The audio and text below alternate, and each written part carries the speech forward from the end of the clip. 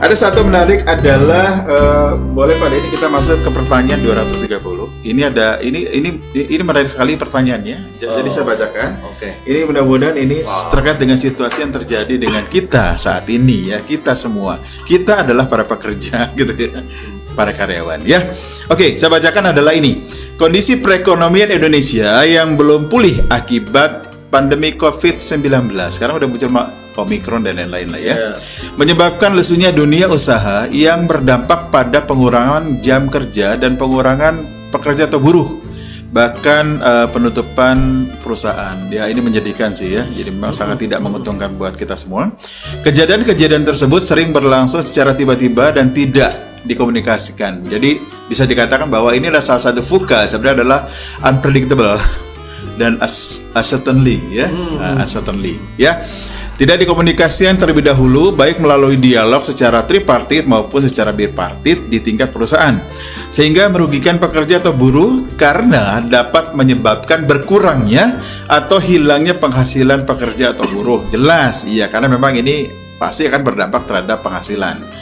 Hal ini secara langsung tanpa disadari terkadang juga mengakibatkan timbulnya kerawanan hubungan industrial di perusahaan. Pertanyaannya secara umum adalah: 1. Bagaimana melakukan mekanisme deteksi dini kerawanan hubungan industrial di perusahaan?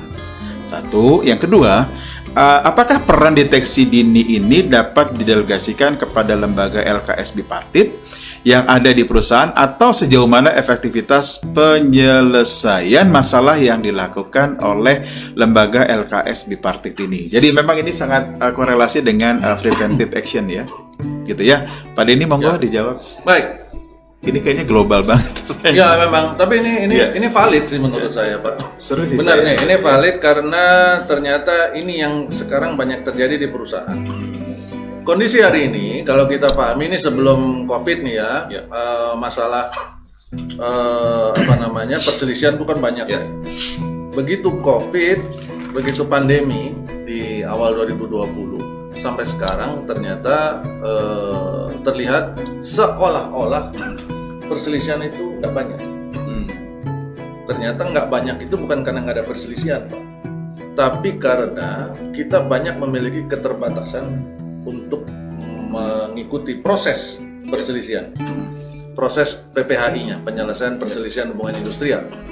Karena datang secara fisik banyak dibatasi, kemudian prosesnya menjadi semakin panjang karena daftar tunggu yang semakin lama, kemudian nanti lagi jalan tiba-tiba si kantor disnakernya harus di lockdown gara-gara ada yang kena COVID, ya kan? Berapa kali dalam beberapa kasus perselisihan yang kami jalani, tiba-tiba sudah waktunya mediasi, besok paginya kami mau datang, sampai di kantor disnakernya ditutup. Maaf Pak, kita mengadakan sterilisasi selama 4 hari atau 5 hari ke depan. Udah kan? Nah pertanyaannya, apakah setelah 5 hari masuk terus saya langsung masuk di hari yang sama di minggu depan? Enggak. Karena itu langsung berubah total, semua jadwal berubah lagi, ngulangi dari nol jadwal itu. Sehingga bisa saja kasus yang kami tangani baru dipanggil nanti di 2 minggu lagi berikutnya. Memperpanjang proses. Ya, karena ya itu tadi si kantor ketenagakerjaan harus tutup dulu sementara dan sebagainya. Bahkan di beberapa kasus saya sampai mengambil inisiatif untuk menawarkan kepada para mediator yang kebetulan saat itu menangani kasus-kasus yang kami wakili untuk melakukan sidang-sidang mediasinya secara online, dipakai Zoom. Dan bahkan kami waktu itu menawarkan untuk memfasilitasi Zoom-nya. Udah ada pakai Zoom kami Pak, pakai Zoom kami Bu, kami siap untuk memfasilitasi sehingga prosesnya bisa tetap berjalan. Tetapi rupanya ini, mohon maaf ya Bapak Ibu yang ada di disnaker, ternyata semua respon yang saya dapatkan pada saat saya menawarkan ditolak. Kenapa ditolak? Alasannya sih menurut saya ya mohon maaf nih agak lucu. Nggak bisa Pak, dokumennya adanya di kantornya lagi lockdown. Klasik sekali ya. Simpel kan? Dokumennya ada di kantor dan beberapa hal lainnya yang menurut saya mohon maaf nggak masuk akal. intinya mereka nggak mau, mereka tetap mengharapkan tetap offline. Oke. Itu jadi ya, dan itu akhirnya mau nggak mau menunda, mau nambah panjang. Saya pernah menjalani sebuah proses mediasi dalam sebuah kasus di zaman COVID ini yang harusnya sebulan, di dalam teorinya kan 30 hari cuma ya. Biasanya molor kan karena penundaan dan sebagainya, itu paling 2 bulan. Saya pernah menjalaninya sampai 5-6 bulan. Jadi sebenarnya kita bicara masalah ini sebenarnya sudah menyentuh era digitalisasi ini sudah menyentuh ya. Nah mudah-mudahan kalau ada teman-teman ya. dari pemerintah daerah atau yang berkepentingan di sini di dinas-dinas tenaga kerjaan, mungkin ini bisa juga menjadi masukan bagi mereka gitu loh kan, supaya ya jangan antipati lah dengan, artinya kan prosesnya bahwa terjadi COVID harus di lockdown kantornya itu satu hal. Tetapi pekerjaan kan harus tetap jalan. Mestinya. Jangan sampai terjadi nih misalkan saya datang ke misalkan ya mohon maaf nih ke kantor zaman dulu ya, entah kantor apa itu zaman dulu, datang mau ngurus sesuatu surat, oh maaf yang ngurus surat lagi cuti, terus nggak ada yang ngurus gitu, ya nggak ada, orangnya lagi cuti gitu, seolah-olah urusan itu dibawa sama dia dalam kantongnya, dibawa ikut cuti, padahal ada di kantor, ada semua urusan itu dokumen ada di kantor. Jadi the show must go on itu prinsipnya harus dijalankan kan. Nah itu tentang kondisi tadi ya perselisihan, itu belum menjawab pertanyaan. Sehingga dalam praktek memang terlihat seolah-olah perselisihannya mengecil. Tetapi yang selalu saya sampaikan kepada dalam berbagai acara termasuk di KIR dan pada saat diskusi dengan klien-klien, pada saat mereka menanyakan tentang bagaimana prediksi hubungan industrial Indonesia di beberapa tahun ke depan, saya selalu sampaikan bahwa hari ini, terutama dalam masa pandemi ini, sudah 2 tahun ini, kita sedang menabung bom waktu. Besar-besaran nih, bom waktu lagi ditabung. Begitu pandemi ini selesai, prediksi saya, kita akan memanen masalah. Kalau misalkan tahun depan sudah selesai pandeminya, sudah bisa bebas segala macam semuanya, maka tahun depan akan terjadi ledakan perselisihan hubungan industrial. Ini saingannya Gunung Semeru ya? Saingan. Dan lebih serunya lagi, kasus-kasus perselisihan ini kan nggak ada kadaluarsanya lagi, Pak. Di Undang-Undang 13 kan sudah dinyatakan tidak berlaku lagi, tidak memiliki kekuatan hukum mengikat segala masa kadaluarsa itu. Kadaluarsa tuntutan yang 1 tahun, kadaluarsa upah yang 2 tahun, itu semua sudah tidak punya kekuatan hukum mengikat, sehingga boleh dituntut. Kejadian kasusnya di tahun 2020 pertengahan misalkan Juni, karena pandemi dia nggak berani keluar rumah misalkan, dia tahan dulu di rumah karena dia punya comorbid, dia nggak berani, bener-bener takut. Kemudian pandemi selesai misalkan akhir tahun ini 2023 baru dia majuin, atau dia sekalian nunggu dia habis pemilu 2024, apa hubungannya habis pemilu ya, tapi 2024 selesai baru dia ngajuin kasusnya. Boleh apa enggak? Kadaluarsa apa enggak? Enggak, dia boleh ngajuin, ya kan? Nah itu kita kita tinggal menunggu ledakan kasus ini. Itu yang akan terjadi. Nah, itu adalah gambaran tentang pandeminya dan bagaimana konteksnya. Nah, sekarang pertanyaannya kan bagaimana melakukan mekanisme deteksi dini kerawanan hubungan industrial di perusahaan. Nah, ini adalah tugasnya para HR, tugasnya manajemen yang diwakili oleh HR. Ya, ada proses-proses yang memang ini yang tidak diajarkan dalam perkuliahan kita, baik di jurusan hukum maupun di jurusan manajemen atau HR atau yang lain yang urusannya HR, nggak ada diajarin. Jadi hal-hal yang saya bisa sarankan adalah perusahaan harus melakukan antisipasi dengan melakukan deteksi dini itu. Salah satu caranya adalah melihat atau melakukan penilaian tentang tingkat kepatuhan perusahaan hari ini di perusahaan. Jadi apakah ini legal due diligence? Seperti itu. Tetapi kita tidak bicara legal corporate. Kita bicara tentang compliance terhadap peraturan ketenagakerjaan. Pada saat kita bicara compliance tentang peraturan ketenagakerjaan, maka kita tidak hanya bicara tentang ketentuan yang bersifat umum, tetapi masuk sampai segala dokumen-dokumen hukum yang ada di perusahaan yang berhubungan dengan HR, termasuk melihat isi perjanjian kerja formatnya, kemudian termasuk juga melihat peraturan perusahaan dan PKB yang dimiliki sekarang. Karena saya menemukan begitu banyak klausa-klausa sensitif, kalau istilah kami di DHM, yang ditemukan pada saat melakukan proses review PP atau review PKB. Dan klausa sensitif ini selalu menjadi bom waktu juga. Jadi ini jadi temuan-temuan yang memang dikhawatirkan di kemudian hari memberatkan perusahaan sendiri. Nah, itu harus dilakukan. Tidak cukup hanya itu, kita juga harus bisa melihat bagaimana karyawan merasakan ketenangan di dalam suasana kerjanya hari ini. Karena itu akan berdampak, kalau ini yang dibahas adalah kerawanan hubungan industrial, akan berdampak. Oh Pak, apakah berarti kita akan mengukur tingkat kepuasan karyawan atau tingkat engagement, tingkat keterikatan karyawan? Boleh, kita mengukur dari sisi itu boleh. Yang penting sebenarnya pengukuran engagement sama satisfaction itu jangan memprioritaskan hasil laporan. Ini yang saya suka sedih nih, mohon maaf Bapak Ibu. Kegiatan-kegiatan itu lebih banyak diarahkan kepada sebuah target hasil tertentu. Aku pengen karyawanku itu engage.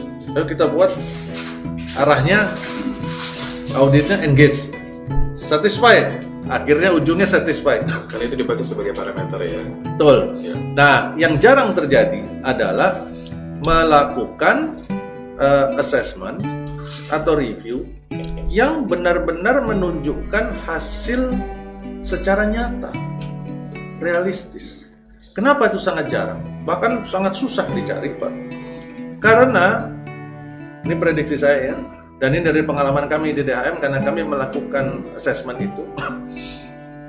Seluruh hasil HR compliant assessment yang dilakukan oleh DHM selama ini sejak tahun 2015 sampai sekarang itu tidak pernah ada yang 100% hijau. Itu hal pertama. Kedua, semua manajemen yang diserahkan laporannya semuanya terkejut, Pak. Bukan terkejut karena bahagia, shock mereka. Ternyata ada masalah ini ya. Loh, ternyata ada ini ya. Loh, ternyata begitu ya gitu loh. Dan mereka sangat kaget, Pak. Berarti berada di level waspada ya. Sangat gitu ya. Jadi justru sebagian besar yang kami temukan dalam kegiatan HR compliant assessment yang kami lakukan, apalagi yang ditambah dengan fungsi interview yang kami masukkan, poin interviewnya dimasukkan, itu lebih ngeri lagi. Kami lebih banyak menemukan hasil reportnya itu kuning ke merah. Data real ya itu. Data real, ya. Bukan hijau atau kuning ke hijau. Enggak ada.